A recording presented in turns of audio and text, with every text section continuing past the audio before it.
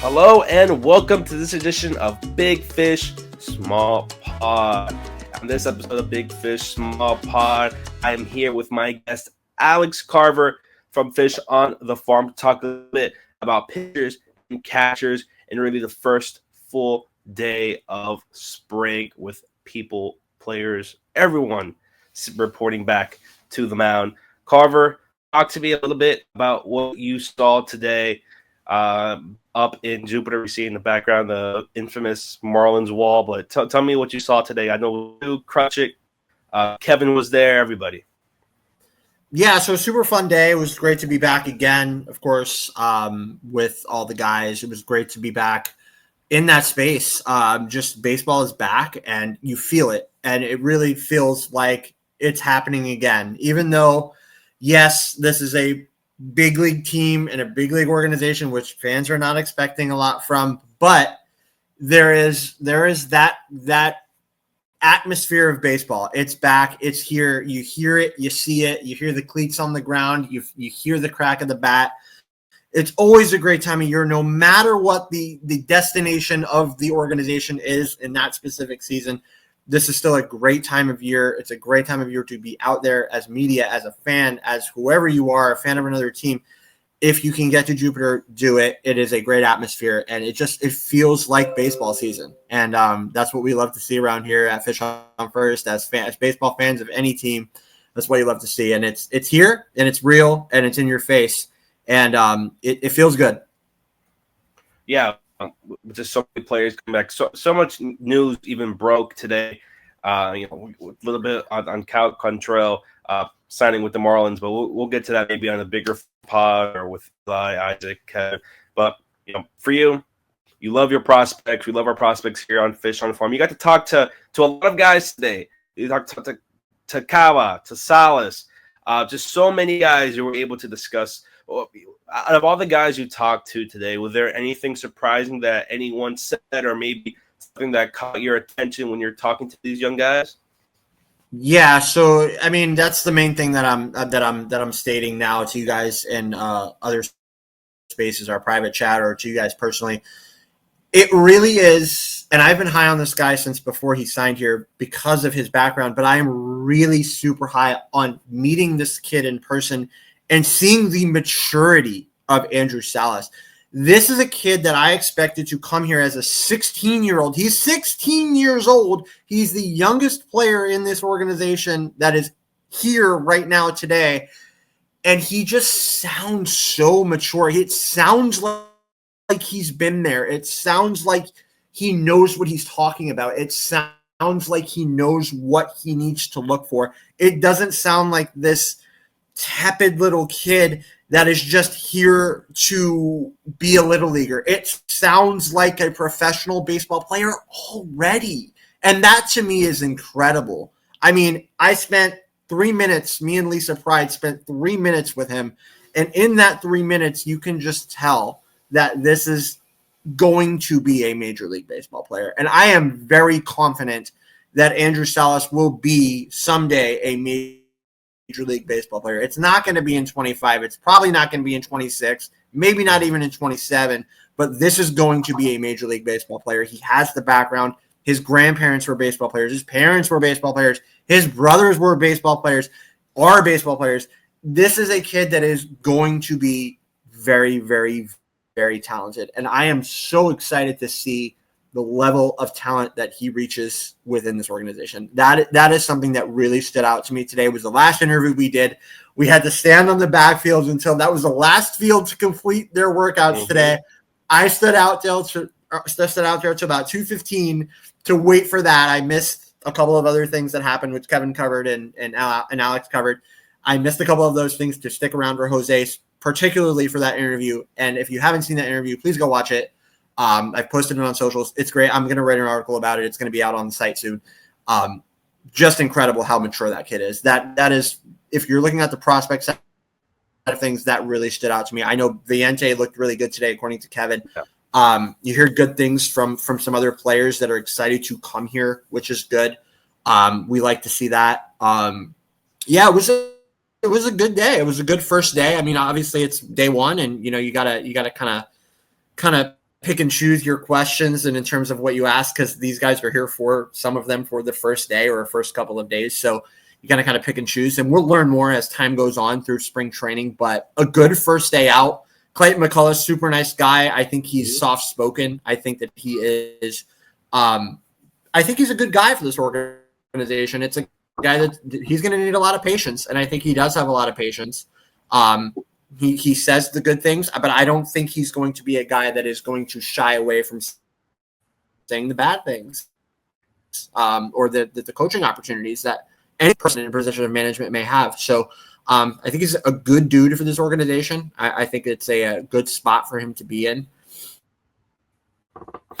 And we're going to see what happens, man. I mean, this year, I know we're unexpected. Understand that it's a interesting time to be a Marlins fan. It's interesting time to be a staff member, especially Clayton himself. So I'm interested to see how he kind of carves out his role with this organization as well. Yeah, a couple other guys I wanted to talk to you about. One of your interviews with Rod Ignafo, getting his first taste of MLB spring training. A little bit. Also, talk to us about him, maybe some of the other guys that are now getting their first taste of MLB spring training now coming up.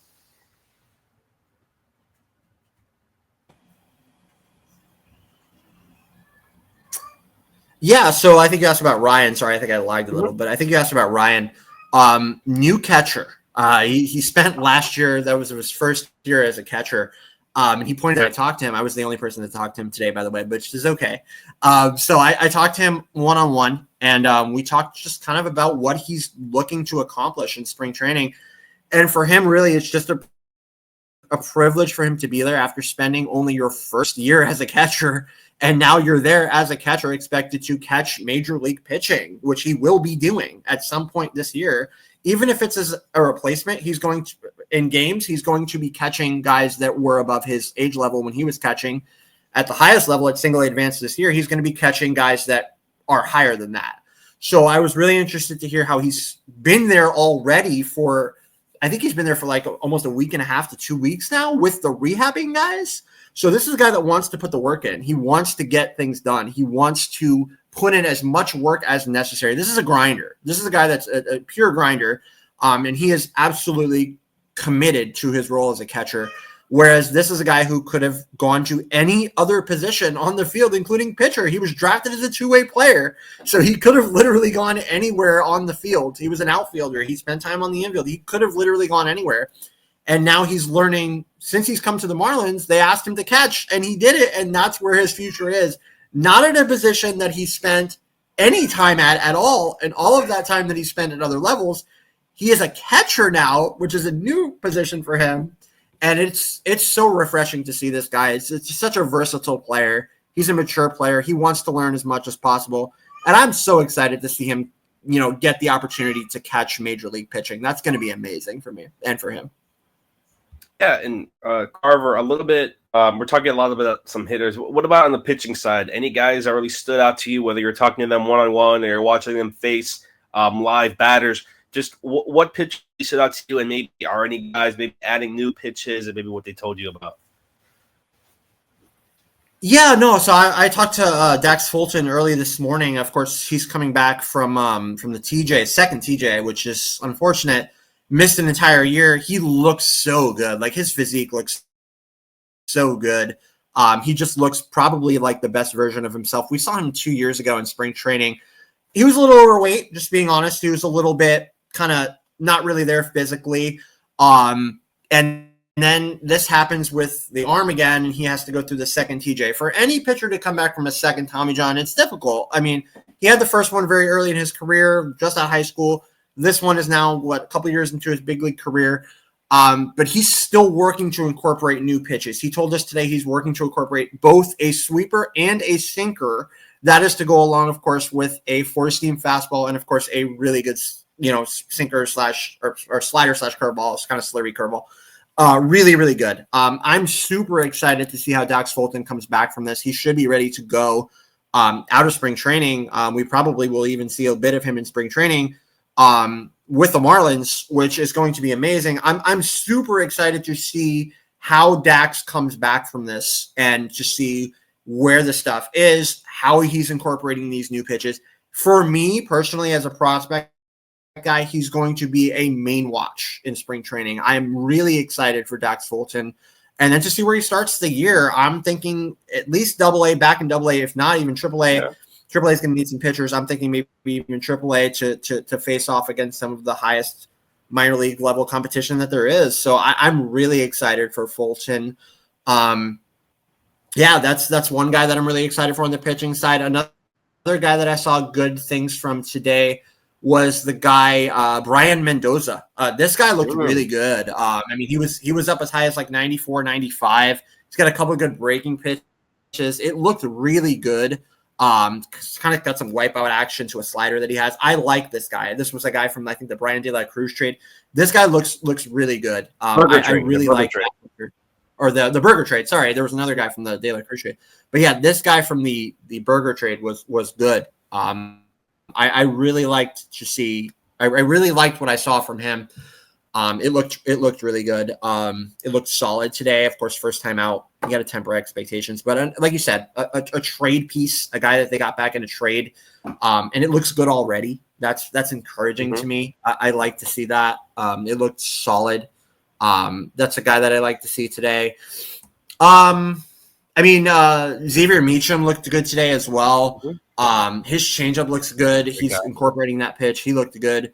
There was just so much to watch, so much to see. I mean, they're playing on 4 fields, so you can only see so much. But from the guys that I saw, those from that trade piece from the Burger trade, like you said, and then I wrote, was really good. There was another guy as well on the positional side that looked really good to me. Garrett Forrester, I think that's the guy I'm thinking of. Go ahead.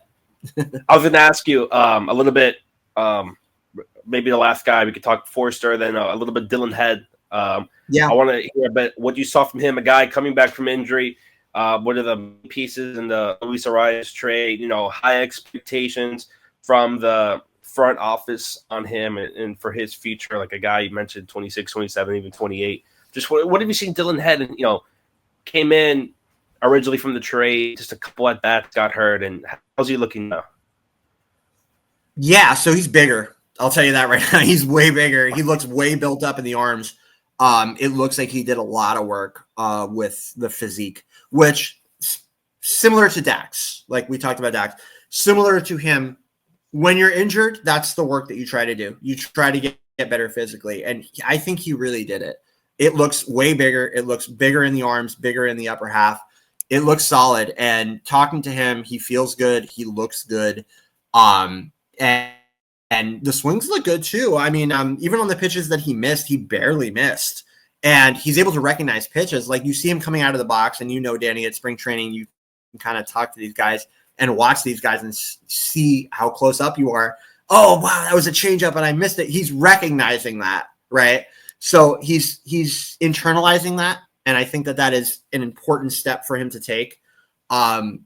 Just getting back at it is kind of a main thing for him. This guy played 3. He even said he was injured before he got traded here, right? So he knew he was already injured. He got traded here, and then the Hammerheads try him out for 3 games, and it's like, okay, yeah, he's actually really injured. We gotta put him aside.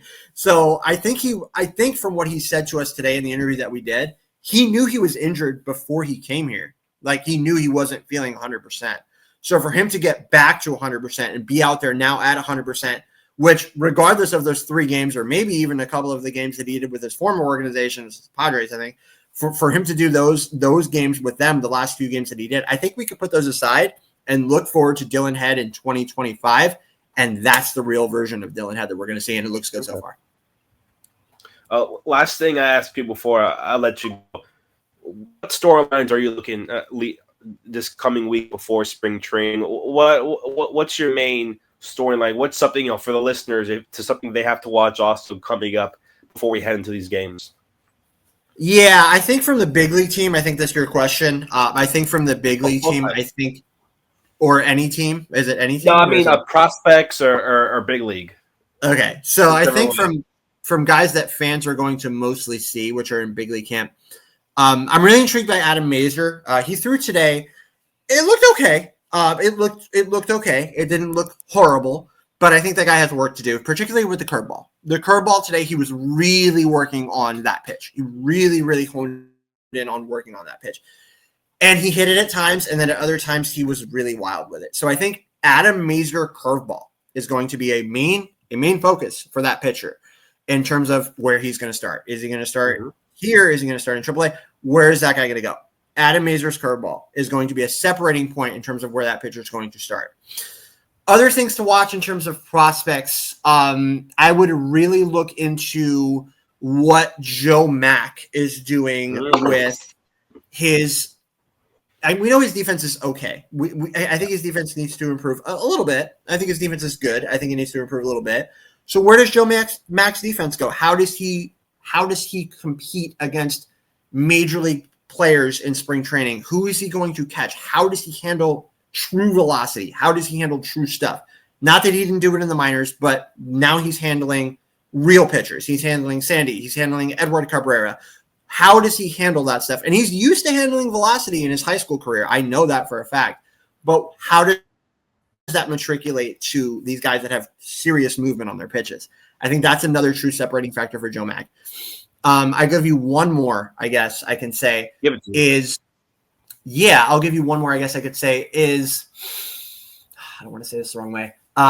For Dax Fulton, I guess what I can say for him is just his physical projection. How does he handle this new weight? This is a completely new body for him. Like, he has never pitched in this body, at least not for a long time, right? Now he's a mature pitcher. He's pitching in what is a new shape for him. How does he complete his delivery? How does he repeat his delivery? How does he repeat his pitches? How does he repeat his stuff? Those are really important factors when you look into a player coming back from a serious second surgery. That is serious. So how does he come back from that? How does he deal with that? These are all factors. The second they announce Dax Fulton as a pitcher, I'm going to have all eyes on that. And I think everybody should as well. Perfect. Well, Carver, I appreciate you so much. For everyone listening, you can check out Alex Carver at Fish on the Farm at Marlins Minors for everything you need prospect-wise going forward from today to the end of the season. I'm your host, Daniel. And of course, this is Big Fish Small Pod. As always, go fish.